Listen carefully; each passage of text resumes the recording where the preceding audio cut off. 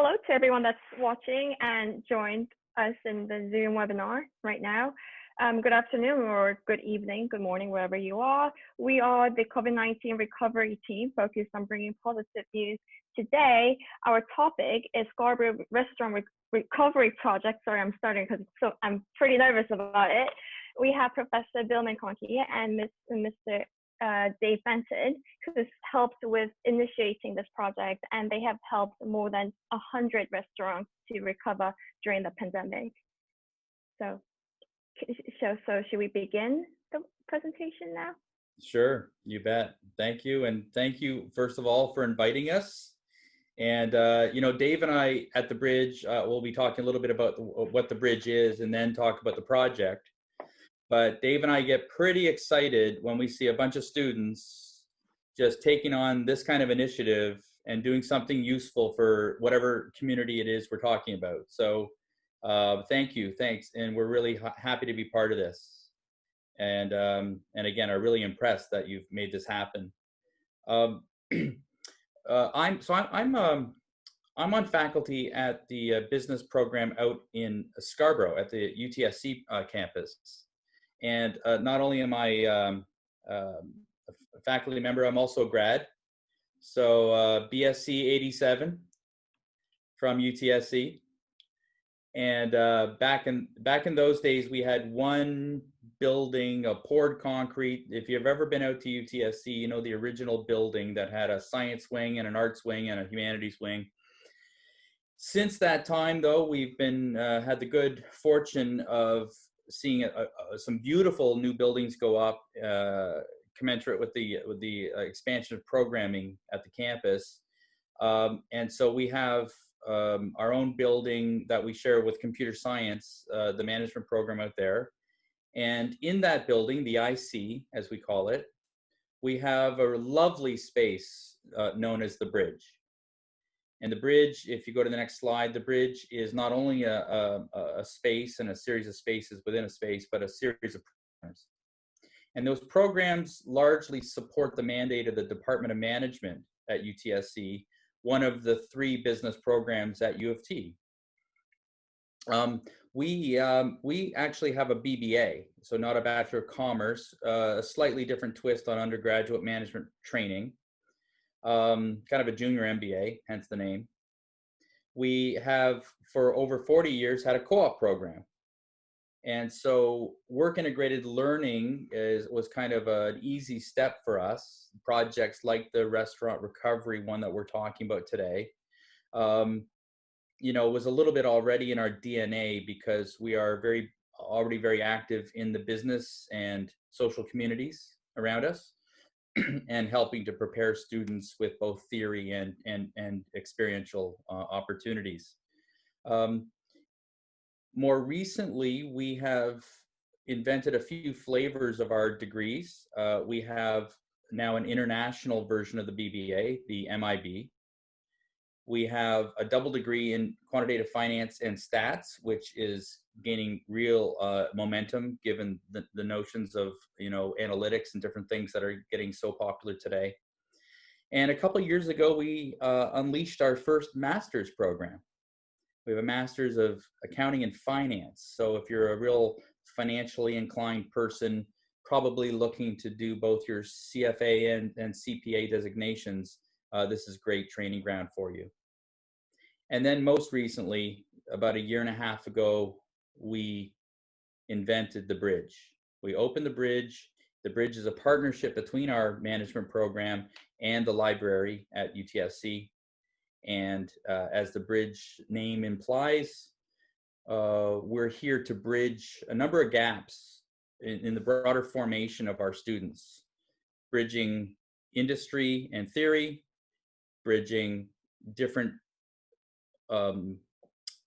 areas of study, not just management, but management with other faculties, and bridging, the notion that the individual has, this young person, from student to emerging professional through the mix of theory and experiential training that we're providing. The bridge is also a library. We have our first management, exclusively management library on this campus now, and it's open, of course, to all students. But if you're looking for industry research, if you're looking for research techniques and training, you can come to the bridge and get all that. We are home to what we refer to as the New Venture Program. And, among the many things the bridge does, it is also an incubation space for new startups. And there are many startup incubators in Southern Ontario. And if someone asks, how do we separate ourselves from others, it would be in the area of formation.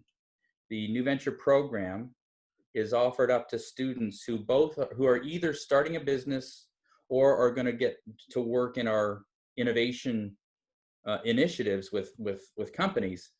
And it's there to help develop their skills in analysis, in research, in modeling, all the things you need to do to do a great job as a consultant and as a business leader.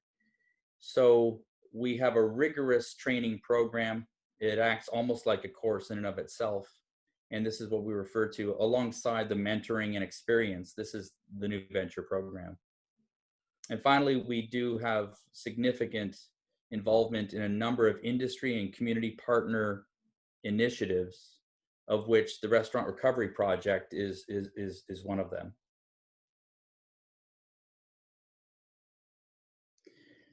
As we were envisioning how to deliver these services efficiently and effectively, we realized that we needed to create both a program model and a project management model for the execution of these initiatives. So we affectionately coined the phrase the acceleration web as our program model. And this is about our ongoing pursuit, and Dave and I kind of take the lead on this, but with the help of our staff and colleagues, at breaking down institutional silos. And what does that mean? University of Toronto, like a lot of big universities, first of all, it's just, it's enormous. And there's so many wonderful faculty and staff and administrators doing a lot of great jobs, but you'll never meet them. If you work in one silo, if I'm in management at Scarborough, I've never even heard of most of my faculty colleagues around the campus. And a lot of them are doing such incredible work, right? So we knew that to help support projects like the restaurant recovery one and all the other ones we're supporting, we didn't have the expertise or the capacity, to deliver ourselves, even with our staff in the bridge. We needed to reach out to these researchers, professors, administrators, staff who have expertise in project management, in food, in our other projects. It might be in finance and other, and certainly in software development. We need to meet these people. We needed to present them on what we had in mind at the bridge and see if they would have interest in supporting student-led projects that would solve real problems out there in the environment. Also, those student-led projects could be startups, and having these faculty and staff as part of the mentorship layer, for those initiatives as well. So through this general methodology, we are attempting to create innovation through this collaboration, taking advantage of resources that we already have at this incredible university and executing, deploying them in the solutions to these real world problems. And finally, as a program kind of philosophy, we're all about building assets. Now, assets can take the form of intellectual or technological, resource, financial, personal and team assets. Teams that know how to actually get a certain type of project accomplished. So we're really developing. We're finding, developing, and curating these assets so that we have a sustainable model, to solve that next problem that comes our way. And then I mentioned a second model, which is a project execution model. Once our team has decided that a project makes sense for us to take on, we we try to get the most out of all of our resources through this kind of funnel model. And this is so much fun. It's not always easy, but it's so much fun. So, such as we're going to talk about with Scarborough Restaurants, we will take a problem, we'll take a project, and the first thing we'd like to do is kind of what we call scrub the problem definition, understand the problem better, do a little bit of preliminary talking and research and digging and sharing. And we'll often do that alongside and with the support of our early stage students. So a project at the front end, and I'll tell you this as a past consultant in industry, if you pay a consulting firm, $1 million to get a project done, the first 100,000 of that doesn't get spent all that efficiently. It's about digging and understanding the problem better, understanding people's definitions of things, building the team, seeing who really has what capacity to deliver, etc. Well, we do this in the first and second year courses. We create little mini case studies. We get them to give their perspectives. Sometimes they'll actually visit the clients.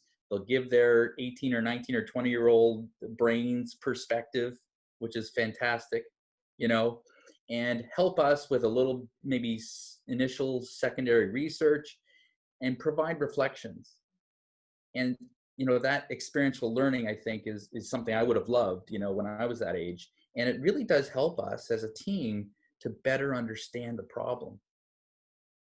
We then take some of the best insights from that phase and we start throwing it into senior courses and at co-op students to provide more significant insights, either through a development, some primary research or more advanced secondary research under the guidance of one of our faculty experts. So we're passing it all along, and as we get down to the narrow part of the funnel, we're really getting some real knowledge and asset built, and quite often the final stage will involve hiring students, again, in co-op, but perhaps very senior ones, who will actually build a commercial product. One great example is we're 2/3 of the way into a 3-year project that is supporting 40 newcomer agencies that support Canadian newcomers here in Scarborough. Imagine 40 different agencies all providing different kind of services in labor or healthcare or language or other settlement services. And they came to us, actually an umbrella group that helps organize them, and said, can the university build a database system that helps us find insights across all of this data that these different agencies are collecting, so that they can become more efficient and effective, do a better job of supporting their communities, and maybe even do a better job of applying for grant money from the federal government. And guess what? Through this process that I've just described, we have built it. We're building the second iteration of it now and bringing on new agencies. And we're even looking at how we can redeploy some of the IP built into that system to support other agencies. And that brings us to the application of that model to the project that we're talking about today, the Scarborough Restaurant Recovery Project. And I think perhaps I'd like to turn it over to my colleague, Dave, to describe how we've applied these models to this very project. Thanks a lot, Bill. A tough act to follow, let me say. So with regards to this model in this particular project, it's somewhat elaborate in the sense that there's a number of different stakeholders that are getting involved to help us do the work that's required of this project. We have first the City Councillor's office from our local municipal government that's helping us, Councillor Jennifer McKelvey's office. They had a COVID response team that was helping out with this. We have, of course, ourselves with the Department of Management and the Bridge that we've been helping out with this. We have our partners as well through the Bridge at the Department of Computer Science and faculty from there and students from there. We also have Centennial College, which has been brought into the fold to help support some of the project's requirements. And then lastly, we have a conglomeration of local business entities from the Scarborough community, the Scarborough Business Association. They're helping out in some of the later stages as well. So basically the city councilor's office was somebody that we reached out to at the onset of all this and said, how can we help support you? We're still operational, albeit remotely, but we still have the capacity to deliver some supports to you through work integrated learning. Where do you need help?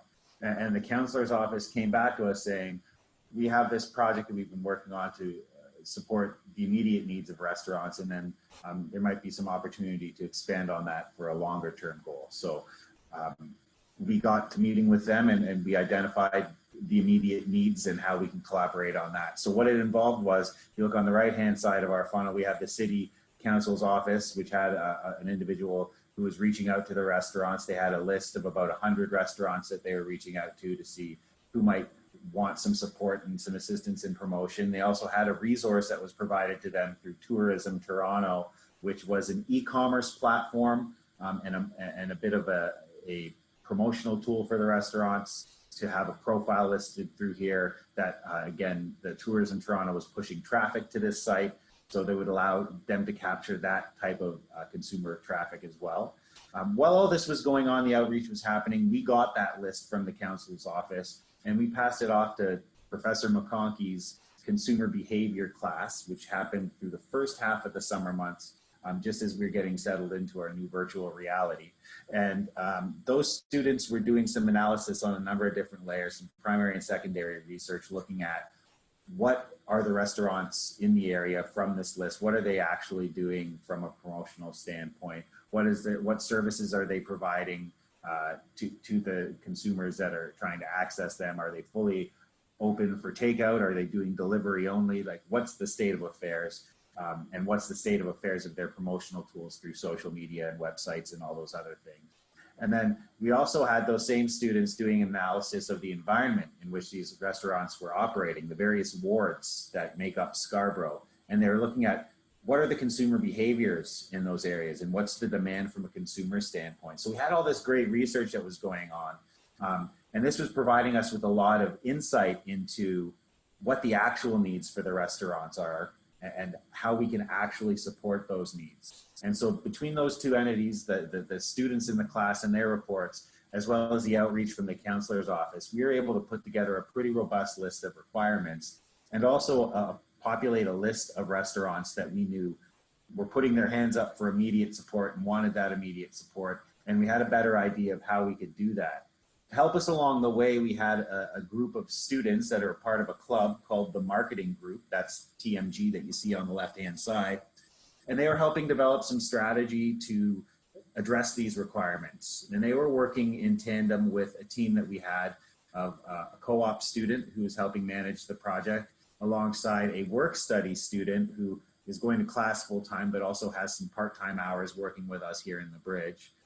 And they were providing everything from strategy development to putting together requirements documentation to helping us enlist recruits for volunteers for the next phases of the project. They're helping generate communication pieces that would go out. They were summarizing reports from the classroom and putting them into PowerPoint presentations and delivering those recommendations to other stakeholders. And they were also developing and generating logos. And so doing that creative output.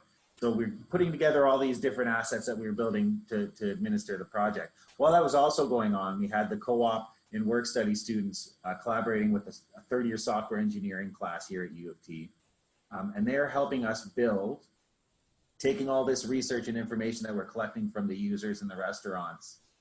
They're helping us build a web portal, a website that's going to be multimedia, that's going to help tell the story of the restaurants in Scarborough, going to provide some form of transaction engine that's going to allow consumers to order and purchase from these restaurants, and be our one-stop shop for somebody to find out everything and anything they need to learn about Scarborough food and access Scarborough food.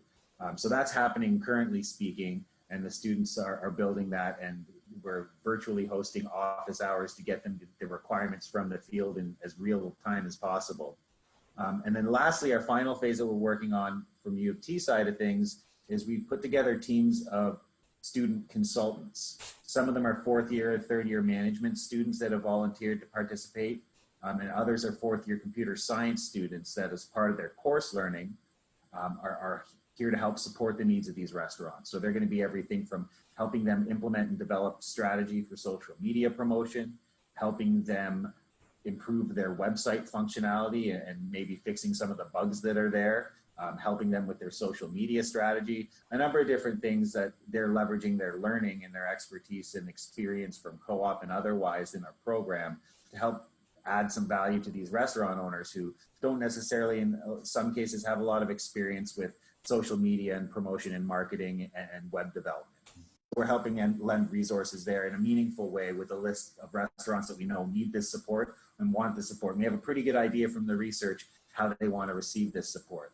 So that's going to be happening on that side. And at the same time that's all happening, we have hospitality students from Centennial College that are going out and doing additional outreach alongside the counselor's office to help get more restaurants involved in the program, more restaurants onboarded onto the Tourism Toronto web portal where appropriate. And then lastly, to help develop some additional skills for the restaurants and small business community, the Scarborough Business Association is taking our research and developing that into a series of workshops to help develop the capacity amongst the restaurants to promote themselves within this new reality that we're faced with. And so you can see how all these pieces that go into the funnel kind of converge and come out in the end as an overall solution development that's addressing the immediate needs of this community.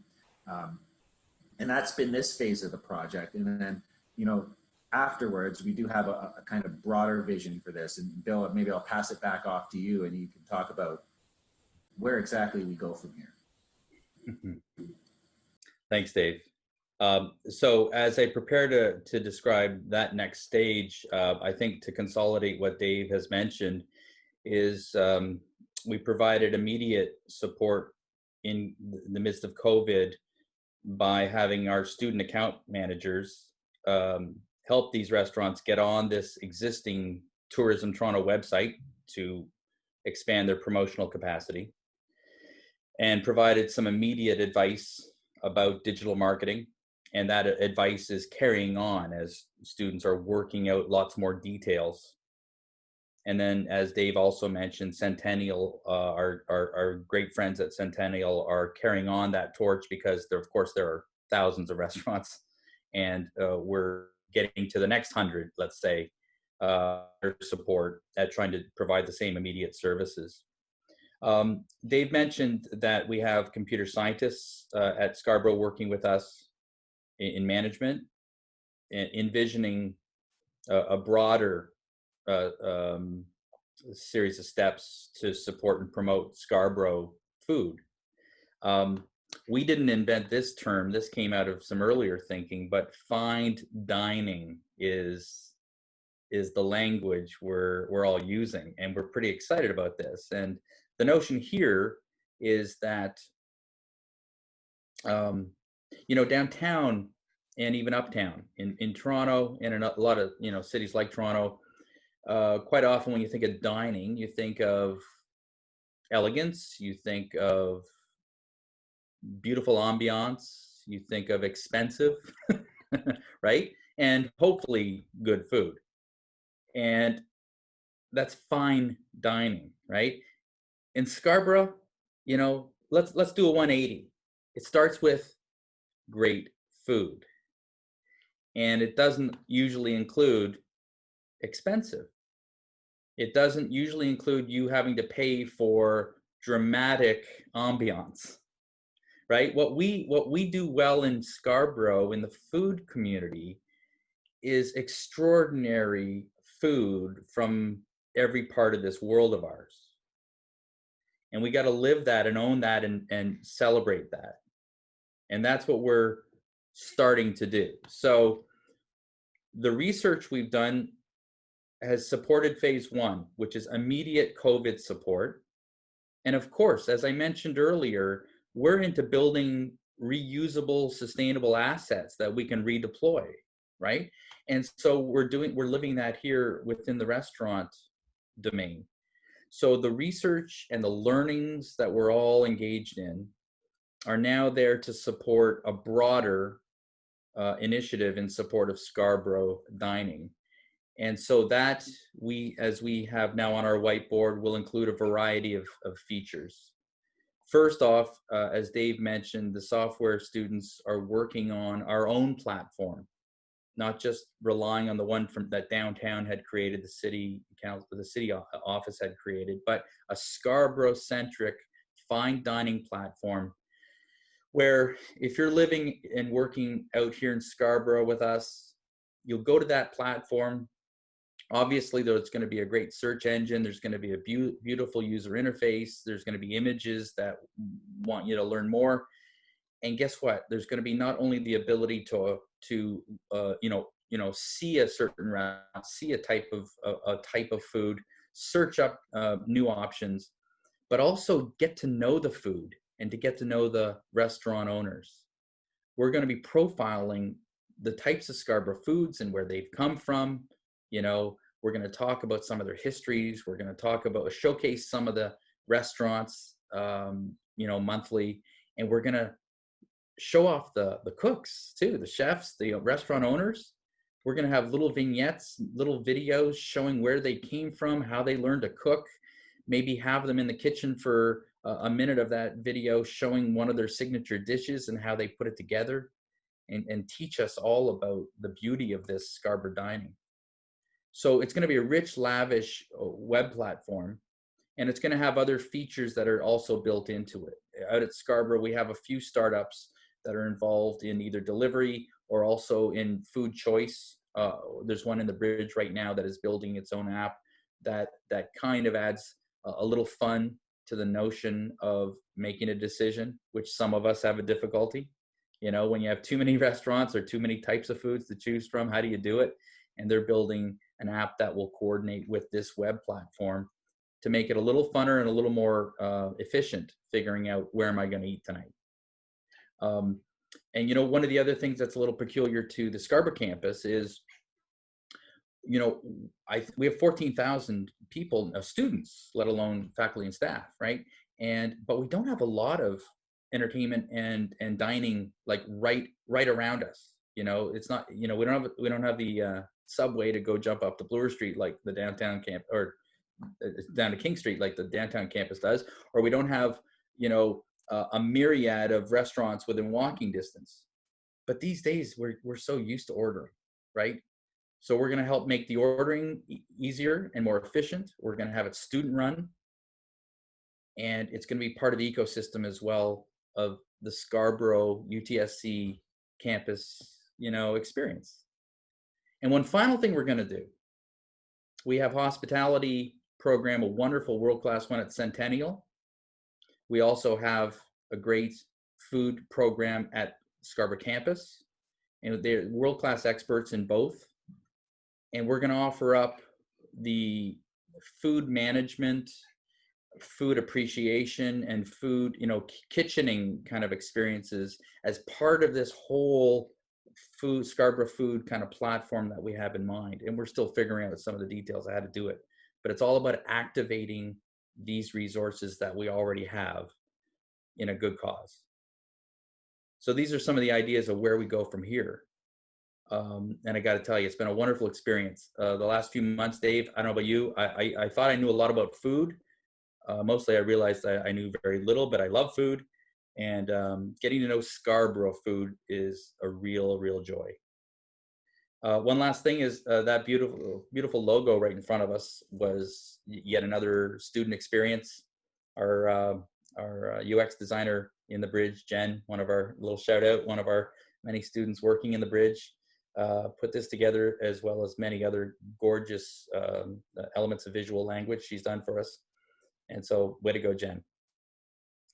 Anyway, so those are the major elements. If there are any questions, I think Dave and I would love to take them on.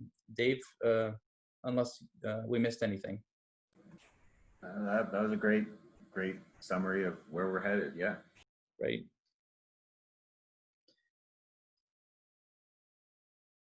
Well, we're certainly interested in hearing any questions either now or down the road. You can reach out to us at the Bridge.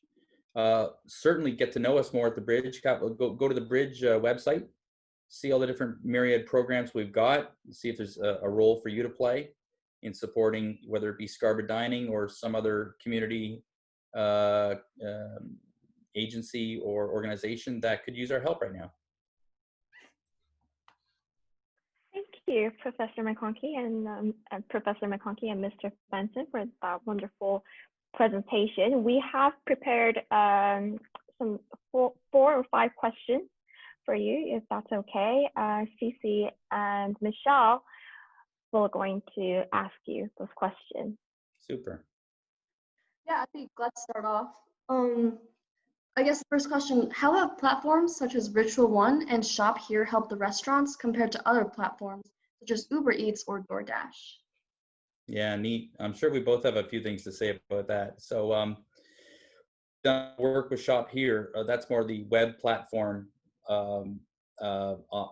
service, and there's some benefit to helping teams get businesses that don't know web.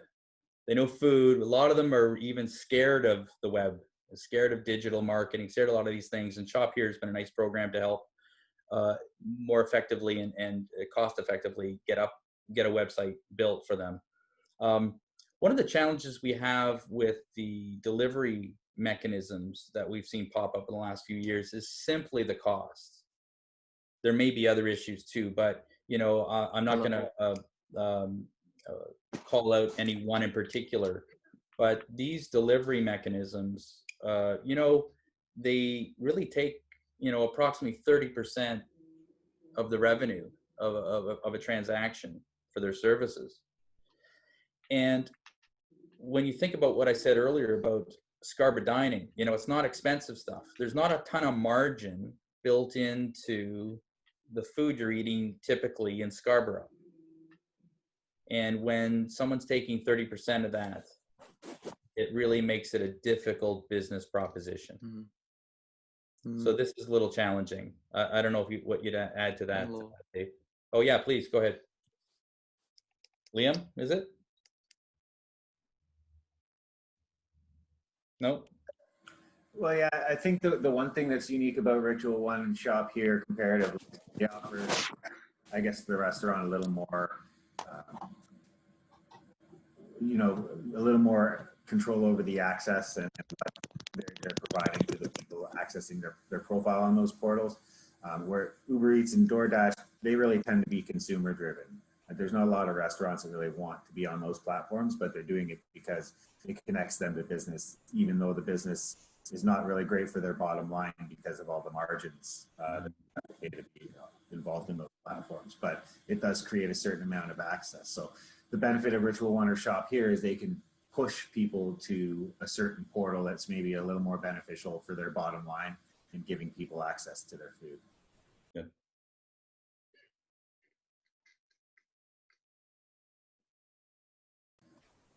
Any other questions? So another question we had was, how will your initiative change the students' daily lives at the Oh, that's nice. Well, so let me campus? So we know you touched a little bit on getting restaurants. Oh, go ahead. No, yeah, please finish your question. Sorry. Right. So we know that you talked a little bit about having restaurants that are more accessible for the students. We were wondering if you could go into that a little bit more. Yeah, certainly. So first of all, we think, you know, we hope the overall program will do a great job of making Scarborough food really jump out, be top of mind for all of us, right? Whether it's we need something quick for lunch or we want to celebrate something in the evening with a group of us on campus, we want an easy, memorable way for people to really celebrate a Scarborough restaurant and go there, not somewhere else. Now, the students themselves, we think as the Scarborough Fine Dining platform gets more noticed, I'm going to expect that people on a regular basis will treat it like their virtual cafeteria. You know, we're all getting used to that, of course, delivery and that sort of thing. And so why not be the virtual cafeteria and have a great time through the mechanisms we have planned, having a lot of fun ordering a new type of food, learning about that food and about that restaurateur, and having it delivered to the campus, and then sitting with your friends. You know, again, most of our restaurants in Scarborough, you're not going there to enjoy the comfort of the chair and the ambiance. You're going there for gorgeous food. So you might as well enjoy the food back, you know, at your study table or in the campus. Our campus has 200 acres of Rouge River Valley. And in the nice weather, enjoy your Korean barbecue down there at a picnic bench. And I think in a few years, we're just going to see that. Scarborough Fine Food will be the virtual cafeteria for UTSC. Yeah, and I think further to that, it's going to help connect the community, both from UTSC to the culinary community. And I think that's an important thing of it. There are a lot of hidden gems that really can use this type of service to get a spotlight shone on them. And being a student here, you can kind of live within your bubble and access the resources that are readily here and available to you. But you can also, you know, take a bus 5 minutes down the road and find this incredible food experience that you never would have known existed had you not taken a chance on what's behind that thing in the strip mall. So I think that's a real unique part of it too, is connecting the community. And, you know, within those restaurants, those hidden gems, there's also incredible stories of people coming from all over the globe that have come to Scarborough and set their business here because they had a passion, they had a vision. I think that's another important aspect of it as well, is you know, just creating that community outside of the community.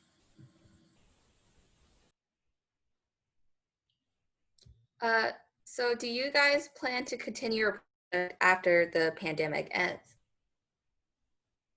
Yeah, and the good news is yes, very much so. So phase one was focused at the most urgent things we could do during the pandemic, getting people promoted up through the Tourism Toronto website, getting initial advice given to them for digital marketing, all those things during the pandemic.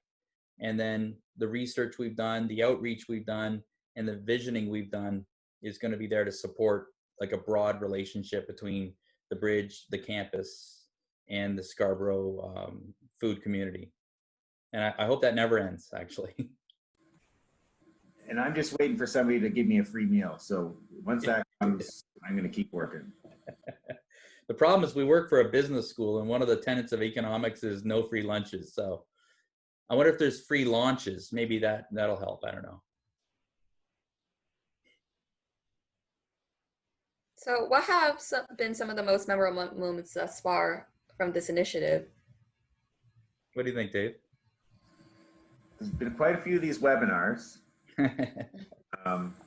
But, you know, it's been, for me, it's been getting to work alongside some of the various community leaders. So the counselor's office, getting to know them and work with them a little better, because this all spawned from them coming from a tour of our facility saying, you know, after they left, it'd be great for us to find something to work together on. So finding something meaningful to work together with them on. And, you know, there's been a lot of conversations with our friends at Centennial College now saying, you know, it'd be great to have something for us to work together on. And again, we of course have this. And after the first collaboration with our friends in computer science, we kept saying it'd be great to have an opportunity for us to find something to work together on. So in all these different things, we found opportunities to work on something meaningful with all these folks. And so that, for me, it's always great when you establish those connections with like-minded people to do something bigger and better for as many people as you can. So that's really been what's been memorable for me that I valued out of this experience. And plus, getting to work with our students and the students from Centennial is always something that is really fond in my memory, because the students do such great work and they're so committed to doing a great job that it's just humbling to be around that enthusiasm and dedication on a daily basis. So that's for me. I don't know about you. Well, that's nice. All of the above. And then the only layer I'd add is for the next phase, I hope it includes getting to know a lot more these restaurants, these owners, and their food, and eating as much of it as possible. Second that.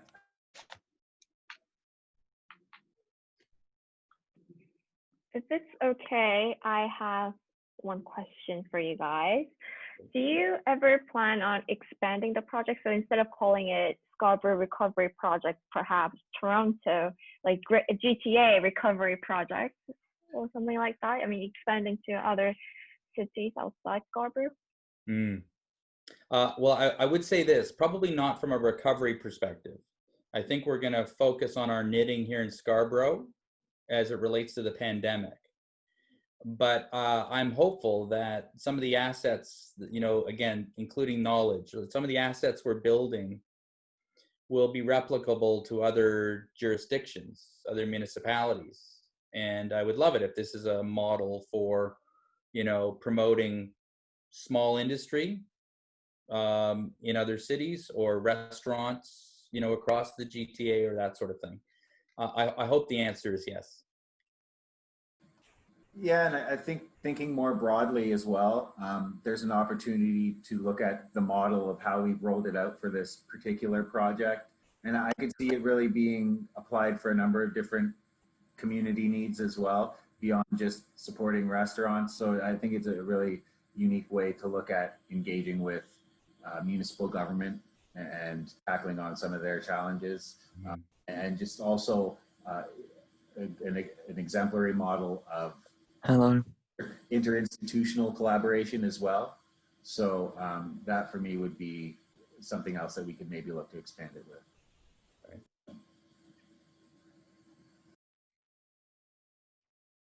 Okay, do we have any other questions from the audience in Zoom? Sure, I have a question, actually. Hey, Hi. Sophie. All right. I guess more of a personal question. I don't frequent Scarborough too often because it's a little far from me, but I'm familiar with a lot of the good Caribbean and roti restaurants in the area.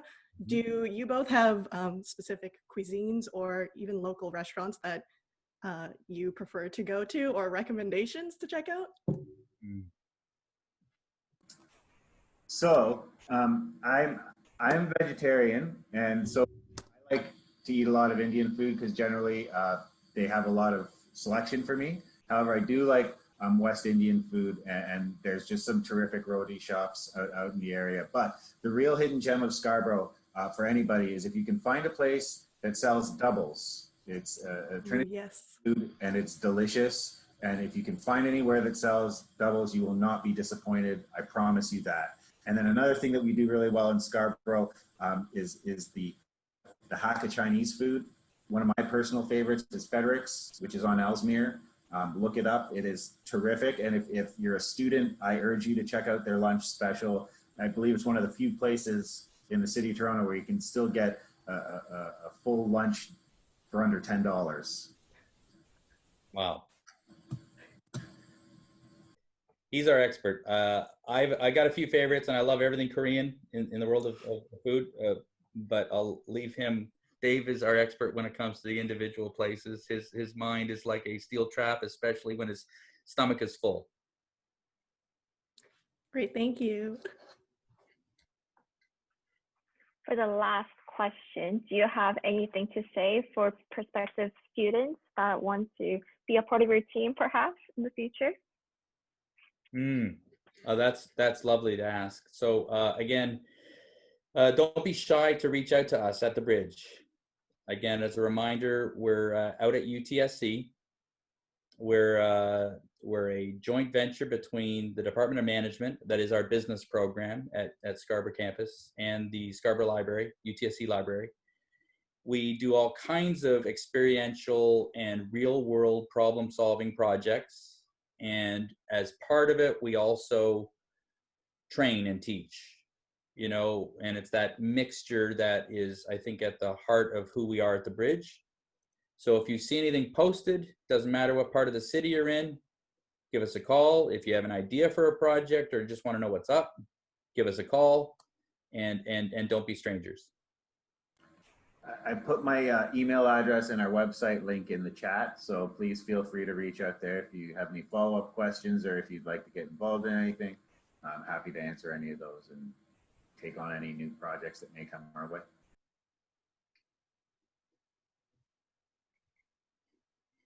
That concludes our first webinar of the COVID-19 Recovery Project. Thank you so much for participating in this and talking about your exciting project. We all loved your talk. And I also want to thank everyone on Zoom and watching this live on Facebook for joining us today. And I hope you have the rest of the day with wonderful weather and wonderful food, hopefully from Scarborough. Thank you. Thanks, everyone. Thanks so much. Take care. Thanks for having us.